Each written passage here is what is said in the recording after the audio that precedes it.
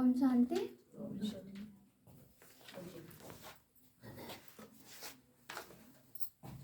14 मार्च 2024 के बाबा के ईश्वरीय महावाक्य हैं। प्रातः मुरली ओम शांति बाप दादा। बाबा कहते, मीठे बच्चे, तुम्हें पढ़ाई कभी मिस नहीं करनी है। पढ़ाई से ही स्कॉलरशिप मिलती है, इसलिए बाप द्वारा जो नॉलेज मिलती है उसे ग्रहण करो। क्या कहा बाबा ने कि बाप द्वारा जो हमें नॉलेज मिल रही है उसे क्या करना है? ग्रहण करना है।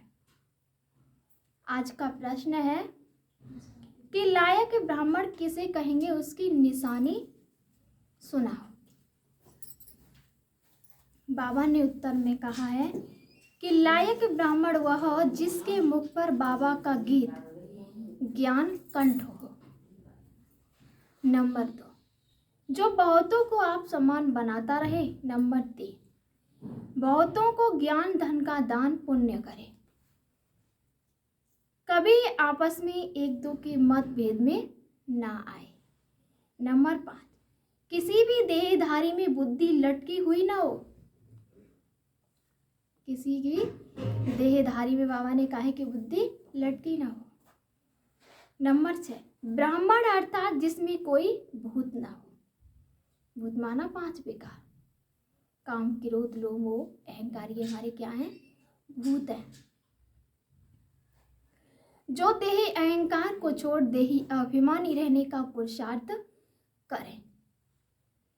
ओम शांति। ओम शांति। बाप ने अपना सृष्टि चक्र का परिचय तो दे दिया है। बाबा ने किसका परिचय दिया हमें? स्वयं का भी दे दिया कि मैं तुम्हारी आत्मा का कौन हूँ? पिता हूँ। और सृष्टि चक्र का भी बाबा ने हमें ज्ञान दे दिया। यह तो बच्चों की बुद्धि में बैठ गया है कि सृष्टि चक्र हूबहू रिपीट होता है। माना हर 5000 वर्ष के बाद ये चक्र रिपीट होता है। जैसे नाटक बनाते हैं, मॉडल्स बनाते हैं, फिर वह रिपीट होते हैं। तो तुम बच्चों की बुद्धि में यह चक्र चलना चाहिए। तुम्हारा नाम भी है स्वदर्शन चक्रधारी, तो बुद्धि में फिरना चाहिए। स्वयं का क्या करना चाहिए? दर्शन करना चाहिए कि वास्तव में मैं कौन हूं। तो मैं कौन हूं? एक आत्मा हूं।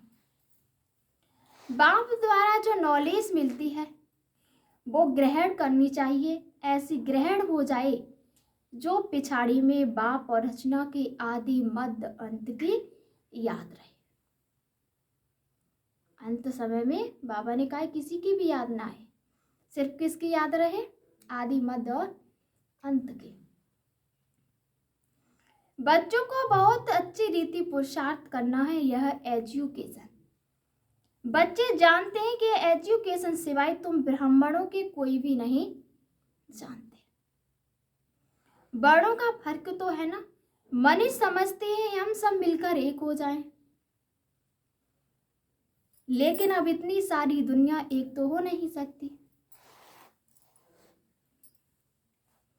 क्योंकि यहाँ सारे विश्व में एक राज्य, एक धर्म, एक भाषा चाहिए। क्या चाहिए? एक धर्म, एक राज्य, एक भाषा। वो कहाँ होगी? सत्युग दुनिया में होगी। एक राज्य होगा, एक ही भाषा होगी।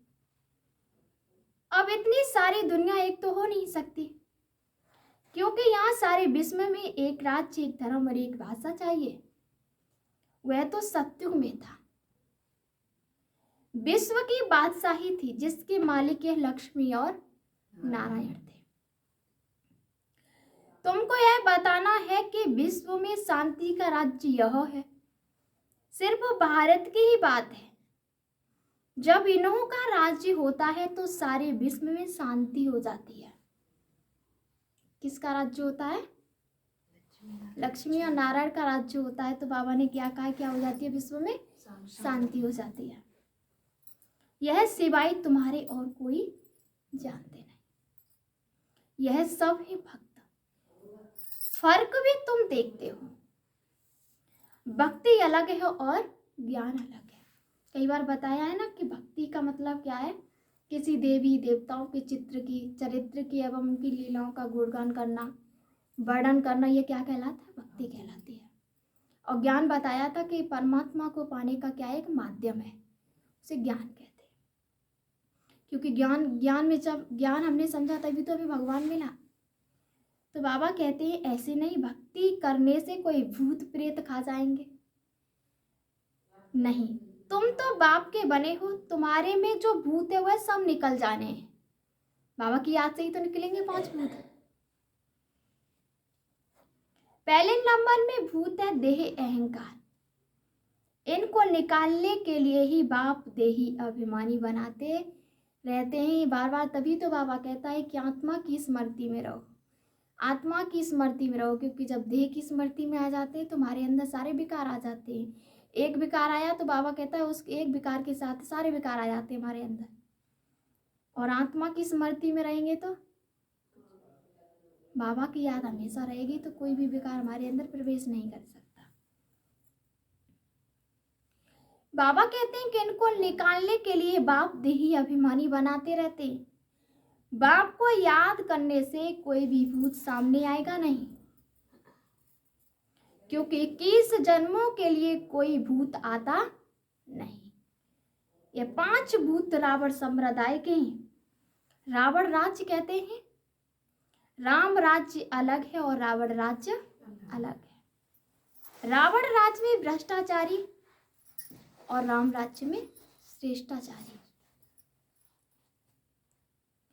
इसका फर्क भी तुम्हारे सिवाय कोई को पता नहीं है। तुम्हारे में भी जो समझू होशियार हैं वो अच्छी रीति समझ सकते हैं, क्योंकि माया बिल्ली कम नहीं है। कभी कभी पढ़ाई छोड़ देते हैं, सेंटर पर नहीं जाते, देवी गुण धारण नहीं करते, आंखें भी धोखा देती हैं। क्या कहा बाबा ने? आंखें भी धोखा देती हैं। कोई चीज अच्छी देखी तो खा लेते हैं। तो अब बाप समझाते हैं कि तुम बच्चों की यह लक्ष्मी नारायण एम ऑब्जेक्ट है, मुख्य उद्देश्य है। क्या है हमारा मुख्य उद्देश्य? कि हमें क्या बनना है? लक्ष्मी और नारायण बनना है। तुमको ऐसा बनना है। बाबा पूछ रहे हैं तुमको ऐसा बनना है, तो फिर देवी गुण भी तो धारण करने हैं हमें। जब अभी से हम देवी को धारण करेंगे तभी तो सत्य की दुनिया में जा सकेंगे। तो बाबा अभी से अभ्यास डलवा रहा है हमें। ऐसे देवी को धारण करने ही यथा राजा रानी तथा प्रजा सब में देवी गुण होते हैं। वहां आसुरी गुण होते नहीं, असुर होते नहीं। तुम ब्रह्मा कुमार कुमारियों के सिवाय और कोई नहीं जो इन बातों को समझे। तुमको शुद्ध बाबा ने कहा है कि तुमको शुद्ध अहंकार है। तुम आस्तिक बने हो क्योंकि मीठे मीठे रूहानी बाप के बने हो। बाबा ने कहा है कि तुम किसके बने हो? मीठे मीठे रूहानी बाप के बने हो। यह भी जानते हो कोई भी देहधारी कभी राजयोग का ज्ञान व याद की यात्रा सिखला नहीं सकते। वो सिवाय भगवान ही हमें सिखला सकता है, हमारी आत्मा का पिता ही सिखला सकता है। तो बाबा कहते यह भी जानते हो कोई भी देहधारी कभी राजयोग का ज्ञान व याद की यात्रा सिखला नहीं सकते, एक बाप ही सिखाते हैं। तुम सीखकर फिर औरों को भी सिखलाते हो। तुमसे पूछेंगे तुमको यह किसने सिखाया, तुम्हारा गुरु कौन है? क्योंकि टीचर तो आध्यात्मिक बातें नहीं सिखलाते, यह तो गुरु ही सिखलाते हैं। आध्यात्मिक बातें बाबा ने कहा कौन सिखलाता है? गुरु ही सिखलाते हैं, टीचर नहीं सिखला सकते।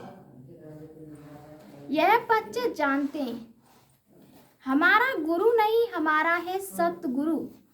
उनको शुभ्रीप भी कहा जाता है। ड्रामा अनुसार सतगुरु खुद आकर परिचय देते हैं और जो कुछ सुनाते हुए सत्य ही समझाते हैं। और सच खंड में ले जाते हैं। सत्य एक ही है, बाकी कोई देहधारी को याद करना झूठ है। यहाँ तो तुम्हें एक बाप को ही याद करना है। जैसे सब आत्माएं ज्योति बिंदु हैं, तो बाप भी ज्योति बिंदु है। बाकी हर आत्मा के संस्कार कर्म अपने अपने हैं। एक जैसे संस्कार हो नहीं सकते। बाबा ने कहा कि आत्मा भले ही एक जैसी होती है सबकी, लेकिन बाबा ने कहा कि संस्कार उनके सबके अलग अलग हैं। जैसा जिसके कर्म है वैसे उसके संस्कार हैं। तो बाबा कहते हैं अगर एक जैसे संस्कार हों फिर तो फीचर्स भी एक जैसे हों। कभी भी एक जैसे फीचर्स नहीं हो सकते, थोड़ा फर्क जरूर होता है। यह नाटक तो एक ही है, सृष्टि भी एक ही है, अनेक नहीं। यह गपोड़े लगाते हैं कि ऊपर नीचे दुनिया है। कहते हैं ना कि नीचे भी दुनिया है, तो बाबा ने कहा कि गपोड़े लगाते हैं कि नीचे ऊपर दुनिया है, ऊपर तारों में दुनिया है। बाबा कहती है किसने बताया है, तो नाम लेते हैं शास्त्रों का। सिख शास्त्रों में लिखा हुआ है। शास्त्र तो जरूर कोई मनुष्य ने लिखे होंगे। तुम जानते हो यह तो बना बनाया खेल है, सेकंड बाय सेकंड जो सारी दुनिया का पार्ट बजता है। यह भी ड्रामा का बना बनाया खेल है, तुम बच्चों की बुद्धि में आ गया है। यह चक्र कैसे फिरता है, सभी मनुष्य मात्र जो हैं वह कैसे पार्ट बजाते हैं, बाबा ने बताया है कि सत्युग में सिर्फ तुम्हारा ही पार्ट होता है। नंबर बार आते हो पार्ट बजाने। बाबा कितना अच्छी रीति समझाते हैं, तुम बच्चों को फिर औरों को समझाना पड़ता है। बड़े बड़े सेंटर्स खुलते रहेंगे तो बड़े बड़े आदमी वहां आएंगे, क्योंकि आजकल लोग ना बड़े सेंटर ही पसंद करते हैं। तो बाबा ने कहा है कि बड़े बड़े आदमी आएंगे। बाबा कहते हैं गरीब भी आएंगे, अक्सर करके गरीबों की बुद्धि में झट बैठता है। बड़े बड़े आदमी भले आते हैं, परंतु काम पड़ गया तो क्या कह देते हैं कि फुर्सत नहीं है। प्रतिज्ञा करते हैं हम अच्छी रीति पढ़ेंगे, फिर अगर नहीं पढ़ते तो धक्का लग जाता है। माया और ही अपने तरफ खींच लेती है। बहुत बच्चे हैं जो पढ़ना बंद कर देते हैं, पढ़ाई में मिस रहे तो बाबा कहते हैं कि जरूर फेल हो पड़ेंगे। और पढ़ाई मिस करेंगे तो बाबा ने कहा है कैसे हो जाएंगे, फेल हो जाएंगे। स्कूल में जो अच्छे अच्छे बच्चे होते हैं वह कभी शादियों पर इधर उधर जाने की छुट्टी नहीं लेते हैं। देखा है स्कूल में कि जो पढ़े लिखे बच्चे होते हैं, जो होशियार होते हैं, वो छुट्टी नहीं लेते हैं शादी में जाने के लिए। तो बाबा ने इसीलिए कहा है कि बुद्धि में रहता है कि हम अच्छी रीति पढ़कर स्कॉलरशिप लेंगे, इसलिए पढ़ते हैं, मिस करने का ख्याल नहीं करते। ऐसे बाबा कह रहा है कि ये भी पढ़ाई हमें क्या नहीं करनी है, मिस नहीं करने, क्योंकि बाबा कहता है एक एक सेकंड, एक एक मिनट हमारे कैसी है, कीमती है, बहुत ज़्यादा वैल्यूबल है। तो इसलिए बाबा ने कहा है कि उन्हों को पढ़ाई के सिवाय कुछ भी मीठा नहीं लगता है। समझते हैं कि मुफ्त समय वेस्ट होगा। यहाँ एक ही टीचर पढ़ाने वाला है, तो कभी पढ़ाई मिस करनी नहीं चाहिए। इसमें भी नंबरवार पुरुषार्थ अनुसार है। देखते ही पढ़ने वाले अच्छे हैं तो पढ़ाने वाले की भी दिल लगती है। टीचर का नाम बाला होता है, ग्रैंड पढ़ती है, ऊंच पद मिलता है। यहाँ भी बच्चे जो जितना पढ़ते हैं उतना ऊंच पद पाते हैं। कोई पढ़कर ऊंच पद पाते हैं और कोई कम पाते हैं, लेकिन टीचर पढ़ाई एक ही जैसी पढ़ाता है सभी बच्चों को। बाबा कहते हैं कि सबकी कमाई एक जैसी नहीं होती। बुद्धि पर मत आए, वो तो मनुष्य मनुष्य को पढ़ाते हैं।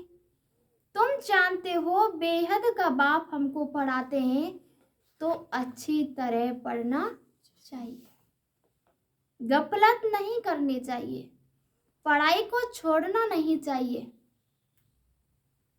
क्योंकि एक दो के ट्रैटर भी बन पड़ते हैं उल्टी सुल्टी बातें सुनाकर। पर मत पर नहीं चलना चाहिए।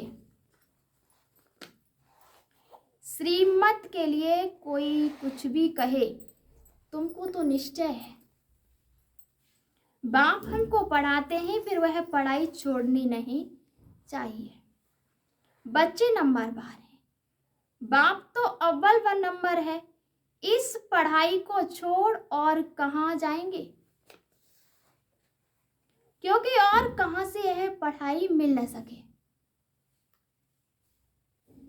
शिव बाबा से पढ़ना है, सौदा भी शिव बाबा से करना है। कोई उल्टी सुल्टी बातें सुनाकर औरों का मुख मोड़ देते हैं। यह बैंक शिव बाबा की है। समझो कोई बाहर में सत्संग शुरू करते हैं, कहते हैं हमें शिव बाबा की बैंक में जमा करना है। कैसे करेंगे? बच्चे जो आते हैं शिव बाबा की भंडारी में डालते हैं, 1 पैसा भी देते हैं तो 100 गुना होकर मिलता है। शिव बाबा कहते हैं कि तुमको इनके बदले महल मिल जाएंगे। यह सारी पुरानी दुनिया खत्म होने वाली है। धनवान अच्छे अच्छे कुटुंब से बहुत आते हैं, ऐसे कोई नहीं कहते कि हमारी शिव बाबा के भंडारे से परवरिश नहीं होती है। बाबा कहते हैं कि सबकी पालना हो रही है, कोई गरीब है और कोई साहूकार है। साहूकार से गरीब पलते हैं, इसमें डरने की बात नहीं। बहुत चाहते हैं हम बाबा के बन जाएं, परंतु लायक भी हों, तंदुरुस्त भी चाहिए, ज्ञान भी दे सके। गवर्नमेंट भी बहुत जांच कर लेती है, यहाँ भी सब कुछ देखा जाता है, सर्विस कर सकते हैं। नंबरवार तो हैं, सब अपना अपना पुरुषार्थ कर रहे हैं। कोई अच्छा पुरुषार्थ करते करते फिर अपसेट हो जाते हैं। कारणे अकारणे आना छोड़ देते हैं, फिर तंदुरुस्ती भी ऐसी हो जाती है। एवं तंदुरुस्त बनाने के लिए यह सब सिखाया जाता है। जिनको शौक है समझते हैं यह याद से ही हमारे पाप कटते हैं, वो अच्छी रीति पुरुषार्थ करते हैं। कोई तो लाचार टाइम पास कर रहे हैं, अपनी अपनी जांच करनी है। बाबा समझाते हैं गफलत करेंगे तो वह पता पड़ जाएगा। यह किसी को पढ़ा नहीं सकते। बाबा कहते हैं कि 7 रोज में तुमको लायक ब्राह्मण ब्राह्मणी बन जाना है। सिर्फ नाम का ब्राह्मण ब्राह्मणी नहीं चाहिए। ब्राह्मण ब्राह्मणी वह जिनके मुख में बाबा का ज्ञान गीता ज्ञान कंठ हो। ब्राह्मणों में भी नंबरवार तो होते ही हैं, यहाँ भी ऐसे ही है। पढ़ाई पर अटेंशन नहीं तो क्या जाकर बनेंगे। हर एक को अपना पुरुषार्थ करना है, सर्विस का सबूत देना चाहिए, तब समझ में आएगा कि यह ऐसा पद पाएगा। फिर वह कल्प कल्पांतर के लिए हो। बाबा कहते हैं कि पढ़ते पढ़ाते नहीं है तो अंदर में समझना चाहिए कि मैं पूरा पढ़ा नहीं हूं। बाबा कहते हैं कि तब पढ़ा नहीं सकता। बाबा कहते हैं कि पढ़ाने के लायक क्यों नहीं बनते हो, कहाँ तक ब्राह्मणी को भेजेंगे, आप समान नहीं बनाया है। जहां अच्छी रीति पढ़ते हैं उनको मदद देनी चाहिए। बहुतों का आपस में मतभेद रहता है, कोई फिर एक दो में लटकर एक पढ़ाई छोड़ देते हैं। जो करेगा सो पाएगा। एक दो की बातों में आकर तुम पढ़ाई क्यों छोड़ देते हो, यह भी ड्रामा है। तकदीर में नहीं है, दिन प्रतिदिन पढ़ाई जोर होती जाती है, सेंटर खुलते रहते हैं। यह शिव बाबा का खर्चा नहीं है, सारा ही बच्चों का खर्चा है। यह दान सबसे अच्छा है, उस दान से अल्पकाल का सुख मिलता है, इनसे 21 जन्मों की प्रारब्ध मिलती है। तुम जानते हो हम यहाँ आते हैं नर से नारायण बनने के लिए, तो अच्छी रीति पढ़ते हैं उनको फॉलो करो। कितना रेगुलर पढ़ना चाहिए, अक्सर करके देह अभिमान में आकर बहुत लड़ते हैं। तो बाबा ने कहा है अपनी तकदीर से रूठ पड़ते, इसलिए मेजॉरिटी माताओं की है। नाम भी बताओ, बाबा कहते हैं कि नाम भी माताओं का बाला होता है। ड्रामा में माताओं की उन्नति भी नोद है। तो बाप मीठे मीठे बच्चों को कहते हैं कि अपने को आत्मा समझ मामेकम याद करो, आत्मा अभिमानी होकर रहो। शरीर ही नहीं तो दूसरे का सुनेंगे कैसे। यह पक्का अभ्यास करो, हम आत्मा है। अब हमको वापिस जाना है। बाप कहते हैं सब त्याग करो, बाप को याद करो, इस पर ही सारा मदार है। बाप कहते हैं धंधा आदि भले करते रहो, 8 घंटा धंधा 8 घंटा आराम, बाकी 8 घंटा इस गवर्नमेंट की सर्विस करो। यह भी तुम मेरी नहीं सारे विश्व की सेवा करते हो, इसके लिए टाइम निकालो। मुख्य है याद की यात्रा। टाइम वेस्ट नहीं करना चाहिए। उस गवर्नमेंट की 8 घंटा सर्विस करते हो, उससे क्या मिलता है? 1000 2 5000। इस गवर्नमेंट की सर्विस करने से तुम पद्मापति बनते हो, वो भी 21 जन्मों के लिए। तो कितना दिल से सेवा करनी चाहिए। 8 रत्न बने हैं तो जरूर 8 घंटा बाबा को याद करते होंगे। भक्ति मार्ग में बहुत याद करते हैं, टाइम गवाते हैं और मिलता कुछ भी नहीं है।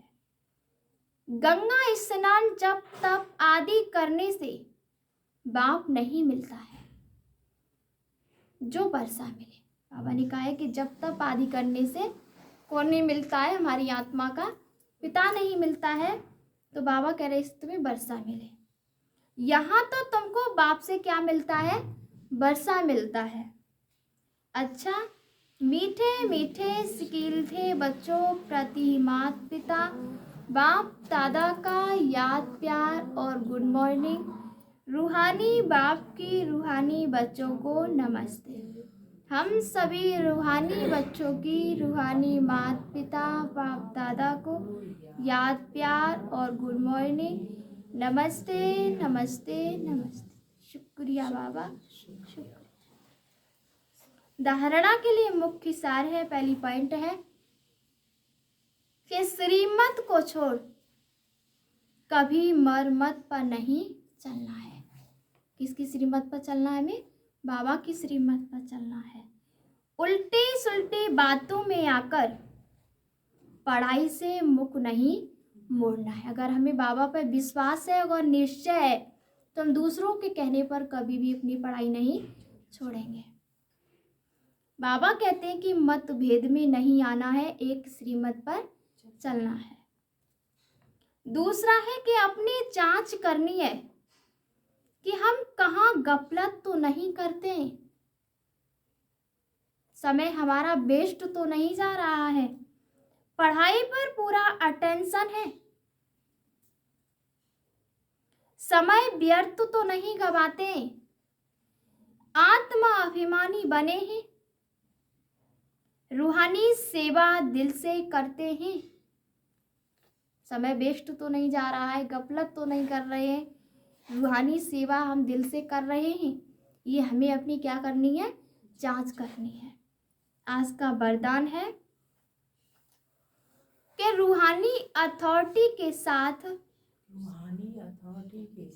निरहंकारी बन सत्य ज्ञान का प्रत्यक्ष स्वरूप दिखाने वाले सच्चे सेवाधारी भव। रूहानी अथॉरिटी के साथ निरहंकारी बन सत्य का ज्ञान का प्रत्यक्ष स्वरूप दिखाने वाले सच्चे सेवाधारी भव। जैसे इस वृक्ष में जब संपूर्ण फल की अथॉरिटी आ जाती है तो वृक्ष कैसा हो जाता है, झुक जाता है, अर्थात निर्माण बनने की सेवा करता है। ऐसे रूहानी अथॉरिटी वाले बच्चे जितनी बड़ी अथॉरिटी उतने निर्माण और सर्व के स्नेही होंगे। अल्पकाल की अथॉरिटी वाले अहंकारी होते हैं, लेकिन सत्यता की अथॉरिटी वाले अथॉरिटी के साथ निरहंकारी होते हैं। यही सत्य ज्ञान का प्रत्यक्ष स्वरूप है। सच्चे सेवाधारी के वृत्ति में जितनी अथॉरिटी होगी उसकी वाणी में उतनी ही स्नेह और नम्रता होगी। आज का स्लोगन है कि भाग्य का आधार त्याग है, बिना त्याग के भाग्य नहीं मिलता। भाग्य का आधार त्याग है और बिना त्याग के भाग्य नहीं मिलता। अच्छा, ओम शांति।